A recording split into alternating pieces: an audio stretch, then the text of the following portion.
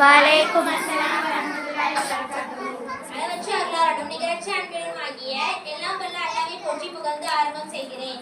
இந்த உலகிற்கு அருட்கொடையாக வந்த நம் உயிரினும் மேலான முஹம்மது நபி ஸல்லல்லாஹு அலைஹி வஸல்லம் அவர்களின் மீதும் அவர்களின் மீது ஸலாமும் ஸலவாத்தும் உண்டாகட்டுமாக.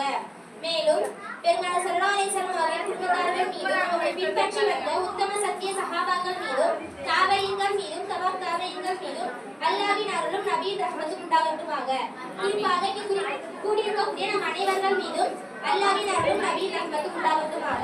ஆமீன். என்று துஆ செய்து பேச்சை ஆரம்பம் செய்கிறேன். நான் எடுத்துக்கொண்ட தலைப்பு வஹாபிய வழிகேடு. மெஹராஜ்ல நிறைய அதிசயம்லாம் நடந்திருக்கு, அநேகமான விஷயங்கள்லாம் இருக்கு. அதுல நம்ம கத்துக்க வேண்டிய முக்கியமான விஷயம் என்ன அப்படின்னா, பெருமானார் ஸல்லல்லாஹு அலைஹி வஸல்லம் அவர்களோட அற்புதத்தையும் அவங்களோட ஸ்தானத்தையும் நம்ம முக்கியமா கத்துக்கணும்.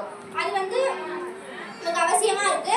ஆனா யூத வழிகாட்டுதலின்படி அந்த வஹாபிகள் என்ன சொல்றாங்க அப்படின்னா, பெருமானார் ஸல்லல்லாஹு அலைஹி வஸல்லம் அவங்களோட பெருமைய அவங்களோட மரியாதைய மட்டம் தட்டி பேசி அவங்களை இழிவுபடுத்தி அவங்க மேல முஸ்லிம்களுக்கு அவங்க மேல இருந்து ஈமானக செய்ய முயற்சிக்கும் அந்த வஹாபிய ஷைத்தான்கள் தொடர்ந்து என்ன சொல்றாங்க அப்படின்னா, பெருமானார் ஸல்லல்லாஹு அலைஹி வஸல்லம் அவங்களோட ஆற்றலையும் ஞானத்தையும் சிறுபிள்ளைகளோட அறிவை போன்றதும் பைத்தியங்கள் அறிவு போன்றதும் இன்னும் ஷைத்தானோட அறிவை விட கம்மி அப்படின்னு சொல்றாங்க. இது அப்படின்னு சொல்லியும் எழுதியும் வராங்க. இது வஹாபிய துரோகம் அப்படின்னு சொல்றாங்க. அடுத்து என்ன சொல்றாங்க அப்படின்னா பெருமானார் ஸல்லல்லாஹு அலைஹி வஸல்லம் அவங்களை ரொம்ப இழிவா பேசி மட்டம் தட்டி பேசிட்டு வர அந்த வஹாபிய ஷைத்தான்களை நம்ம அப்பாவி முஸ்லிம்கள் வீணா நம்பிட்டு அவங்க வகுத்த பாதையிலேயே சட்டி முட்டி சாமான்களை தூக்கி பள்ளிவாசல வழிகேட்டுத்தனங்களா மாற்றி வருவது மிக மிக வருத்தத்தக்க விஷயம் அப்படின்னு சொல்றாங்க. அடுத்து பெருமானார் ஸல்லல்லாஹு அலைஹி வஸல்லம் அவங்களோட சிறப்பு குறித்து வரக்கூடிய குர்ஆன் வசனங்களையும் ஹதீஸ் ஷரீஃப்களையும் பெருமானார் ஸல்லல்லாஹு அலைஹி வஸல்லம் அவங்களோட கண்ணியத்தை தராம இழிவா பேசி அதை தவறான விளக்கங்கள் தந்து இழிவா பேசி வர அந்த வஹாபிய ஷைத்தான்கள் என்ன சொல்றாங்கன்னா, நாங்க நபிமார்களோட பணி செய்யறோம் அப்படின்னு சாமானியர்கள் நபிமார்களாகவும் நபிமார்கள் சாமானியர்களாகவும் கருது மனப்பான்மை கொண்டு வராங்க. இது இஸ்லாத்தின் பேரால அழைக்கப்படும் வஹாபிய துரோகம் அப்படின்னு சொல்றாங்க. அடுத்து என்ன சொல்றாங்க அப்படின்னா, குர்ஆன் வசனமும் சரி ஹதீஸ் ஷரீஃபும் சரி எப்படி நமக்கு அந்த வஹாபிய கண்ணோட்டத்தோடையும் இன்னும் பெருமானார் ஸல்லல்லாஹு அலைஹி வஸல்லம் அவங்க மேலான கண்ணீர் குறைச்சலோடையும் பாக்குறவங்களுக்கு எப்படி அது நல்வழி காட்டும். வஹாபிய ஷைத்தான்கள் அல்லாஹ்வை பயப்படுத்தும் வஹாபிய அடிவாடிகள் சிந்திக்கணும்னு சொல்றாங்க. அடுத்து என்ன சொல்றாங்க அப்படின்னா, மெஹராஜ்ல நிறைய விஷயங்கள் நடந்திருக்கு. அதுல அல்லாஹ்வுக்கும் ரசூலுக்கும் மட்டும்தான் முழுமையா தெரியும். அது நமக்கு கொஞ்சம் கொஞ்சம் தெரியும். அதுல ஒண்ணுதான் 50 நேர தொழுகை கொடுக்கப்பட்டு 5 நேர தொழுகையா மாற்றப்பட்டது. இதுல ஒரு விஷயமா எடுத்துட்டு அந்த வஹாபிய ஷைத்தான்கள் என்ன சொல்றாங்க அப்படின்னா, ரசூலுல்லாஹ் ஸல்லல்லாஹு அலைஹி வஸல்லம் அவங்களுக்கு மரியாதை இருந்துச்சு அப்படின்னா அவங்க முன்னாடியே 5 நேர தொழுகையை குறைச்சு கேட்டுக்கலாம்ல, ஏன் 5 போய் குறைச்சிட்டு வந்தாங்க அப்படின்னு சொல்லி ஒரு புத்திசாலித்தனமா கொஸ்டின் கேட்கறாங்க. இன்னும் ஆயிஷா சித்திகா ரலியல்லாஹு அன்ஹாவோட விஷயத்தையும் பெருமானார் ஸல்லல்லாஹு அலைஹி வஸல்லம் அமெரிக்காவில ஒரு விஷயமா வச்சுக்கிட்டு பல விமர்சனங்களை பெருமானார் ஸல்லல்லாஹு அலைஹி வஸல்லம் அவங்க மேல வைக்கிறாங்க. இது மாதிரி நிறைய உதாரணங்கள் சொல்லலாம். இந்த மாதிரி ஒவ்வொரு விஷயத்துக்கும் நான் பதில் செய்ய பக்கங்களுக்கு கீழடிக்க விரும்பல. நான் ஒண்ணே ஒன்று மட்டும் சுருக்கமா சொல்லிடுறேன். அந்த வஹாபிய ஷைத்தானோட கண்ணோட்டத்தை நம்ம பார்க்கும்போது அவங்க என்ன சொல்றாங்க, பெருமானார் ஸல்லல்லாஹு அலைஹி வஸல்லம் அவங்களுக்கு மரணம் இல்ல, அதனாலதான் அவங்க 5 நேர தொழுகைய முன்னாடியே குறைச்சு கேட்கல அப்படின்றது தானே. ஆனா அல்லாஹ் தானே அந்த 50 நேர தொழுகை கொடுத்தா. அப்ப அல்லாஹ்க்கு தெரியும்ல 5 நேர தொழுகை தான் கடமையாக போகுதுன்னு. அப்ப அல்லாஹ் கொடுக்கும் போதே 5 நேர தொழுகையை கடமையா கொடுத்துருக்கலாம்ல, ஏன் அல்லாஹ் அதை பண்ணல? அப்ப அல்லாஹ்க்கு மரணம் இல்ல அப்படின்னு சொல்லி சொல்ல வரீங்களா அப்படின்றது என் கொஸ்டின். இங்க என்னன்னா, அல்லாஹ்க்கும் சரி ரசூலுல்லாஹ்க்கும் சரி மரணம் இல்லைன்றது நான் இங்க சொல்ல வரல. எல்லாத்தையும் சுயமா அறியக்கூடிய அல்லாஹ்வும் சரி அல்லாஹ்வால் மரியாதை வழங்கப்பட்ட ரசூலுல்லாஹ்வும் சரி மரியாதை இருக்கு. அல்லாஹ் ஏன் திரும்ப திரும்ப ரசூலுல்லாஹ்வை பார்க்க செஞ்சா அப்படின்னா, பெருமானார் ஸல்லல்லாஹு அலைஹி வஸல்லம் தன்னோட நேச நபியான பெருமானார் ஸல்லல்லாஹு அலைஹி வஸல்லம் அவங்களை அல்லாஹ் திரும்ப திரும்ப பார்க்கணும். அந்த ஒரு விஷயத்துக்காக ரசூலுல்லாஹ் ஸல்லல்லாஹு அலைஹி வஸல்லம் அல்லாஹ் கிட்ட போய் சலுகை கேட்டு நிக்கணும், அல்லாஹ் அதை நிறைவேற்றி கொடுக்கணும் அப்படின்றதுக்காக தான் அல்லாஹ் அவங்க திரும்ப திரும்ப வர வச்சான். இதுல என்ன வெளிப்படுது அப்படின்னா, பெருமானார் ஸல்லல்லாஹு அலைஹி வஸல்லம் அவங்களோட உயரிய மரியாதையும் சங்கையும் வெளிப்படுது.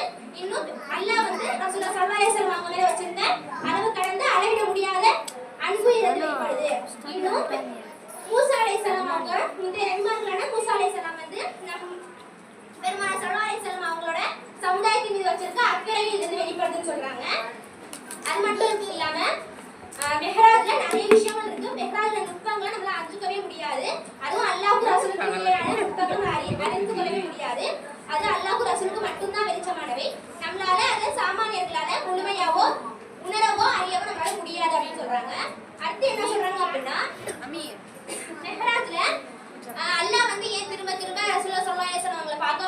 அப்படின்னா பார்க்க வைக்கிறதுக்காக மூசா அலைஹிஸ்ஸலாம் அவங்கள வந்து 6வது வானத்துல நிப்பாட்டினா ஏன் மூசா அலைஹிஸ்ஸலாம் அவங்க தான் நிப்பாட்டுமா வேற யாராச்சும் நிப்பாட்டிக்கலாம் அப்படின்னு சொல்லி ஒரு கொஸ்டின் வரும்.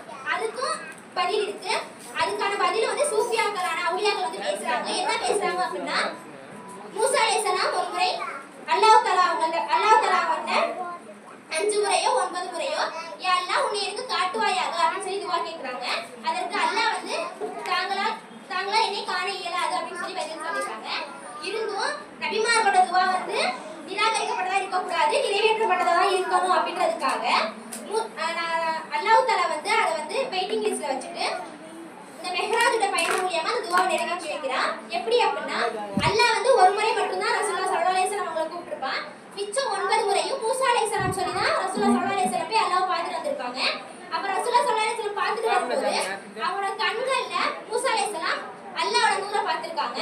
இதுல இருந்து மூசா அலைஹிஸ்ஸலாம் அவங்களோட துவா வந்து நிறைவேற்றப்பட்டது. இதனால தான் மூசா அலைஹிஸ்ஸலாம் 6வது வானத்துல அல்லாஹ் நிப்பாட்டினா அப்படின்னு சொல்றாங்க. அடுத்து என்ன சொல்றாங்கன்னா அண்ணல் அபூபக்கருக்கு அண்ணலே போதுமானவர் அப்படின்னு சொல்றாங்க. எப்படி அப்படின்னா இந்த இப்படி ஒரு இரவுக்குள்ள இப்படி ஒரு அதிசயம் நடந்துச்சு அப்படின்னா யாராலையுமே நம்ப முடியாது. ஈமான் உறுதியா இருக்கவங்க நம்புறதே இது டவுட் தான். இதுல ரசூலுல்லாஹ் ஸல்லல்லாஹு அலைஹி வஸல்லம் அவங்க வந்து இழிவா பேசிட்டு மட்டம் தட்டிட்டு இருக்கிற இந்த அபூஜஹல் போன்ற கேடர்களுக்கு இது நல்ல வாய்ப்பா இருந்துச்சு. எப்படி அப்படின்னா அபூஜஹல் வந்து யோசிக்கிறான். என்ன யோசிக்கிறான் அப்படின்னா பெருமானார் அபூபக்கர் சித்திக் ரலியல்லாஹு அன்ஹு அவங்கள்ட்ட போய் இதை பத்தி சொல்லி அவங்களோட பக்கமா இழுத்துடலாம் அப்படின்னு நினைக்கிறான். அதே மாதிரி அபூபக்கர் சித்திக் ரலியல்லாஹு அன்ஹு அவங்கள்ட்ட அபூஜஹல் போறான். போய் இந்த மாதிரி ஒரு விஷயம் சொல்றான். என்ன சொல்றான் அப்படின்னா அபூபக்கரே நீங்க வந்து ஒரு இரவுக்குள்ள இப்படி ஒரு மனுஷன் 7 வானத்தையும் பார்த்துட்டு சொர்க்கம் நரகம் எல்லாத்தையும் பார்த்துட்டு வந்தேன் அப்படின்னு சொல்லி நீங்க நம்புவீங்களா அப்படின்னு சொல்லி கேட்கறாங்க. அபூஜஹல் கேட்கறான். அதுக்கு அபூபக்கர் சித்திக் ரலியல்லாஹு அன்ஹு சொல்றாங்க அவன் பைத்தியம் முட்டாள் அவன் அப்படிலாம் நான் நம்ப மாட்டேன் அப்படின்னு சொல்றாங்க. அதற்கு அபூஜஹல் சொல்றான் இந்த பைத்தியத்தனமான விஷயத்த சொன்னது உங்க தூதர் தான், உங்க நபி தான், தோழர் தான் அப்படின்னு சொல்றாங்க. அதுக்கு அபூபக்கர் சித்திக் ரலியல்லாஹு அன்ஹு சொல்றாங்க நீ ஏன் முன்னாடியே சொல்லல, நீ ஏன் அது வந்து ரசூலுல்லாஹ் ஸல்லல்லாஹு அலைஹி வஸல்லம் மென்ஷன் பண்ணாம ஒருத்தர்னு சொன்ன, நீ ரசூலுல்லாஹ் ஸல்லல்லாஹு அலைஹி வஸல்லம் சொல்லியிருந்தா நான் அப்பவே நம்பியிருப்பேன் அப்படின்னு சொல்றாங்க. அது மட்டும் இல்லாம ரசூலுல்லாஹ் ஸல்லல்லாஹு அலைஹி வஸல்லம் அவங்க சொல்லி அல்லாஹ் ஒருவனே இறைவன், இந்த அகிலத்துக்கான இறைவன் அல்லாஹ் ஒருவனே அப்படின்றத நம்பினவன் நானு, இது அதுக்கு முன்னாடி இதெல்லாம் ஒரு விஷயமே இல்லை அப்படின்னு சொல்றாங்க. அன்னைக்கு காலையில தான் அபூபக்கர் சித்திக் ரலியல்லாஹு அன்ஹுவோட பெயரோட சித்திக்குல் அக்பர் அப்படின்ற சிறப்பு பெயர் வந்து சேர்க்கப்பட்டுச்சு. சித்திக்குல் அக்பர் அப்படின்னா என்னன்னா மிகப்பெரிய சத்தியவான் அப்படின்னு அர்த்தம். இதனால இந்த வஹாபி ஷைத்தான்கள் போன்ற நிறைய பேர் வந்து நம்மளை வலிக்கிறதுக்காக நிறைய யோசிப்பாங்க. அவங்கள்ட்டெல்லாம் நம்ம வந்து எல்லாரும் அவங்க சொல்றதெல்லாம் நம்பி ரசூலுல்லாஹ் ஸல்லல்லாஹு அலைஹி வஸல்லம் அவங்களோட முகத்தை ஏற்காம ரசூலுல்லாஹ் ஸல்லல்லாஹு அலைஹி வஸல்லம் முகத்தோட நம்ம எப்பவுமே இருக்கிறதுக்கு அல்லாஹ் தௌஃபீக் தருவானாக. ஆமீன்.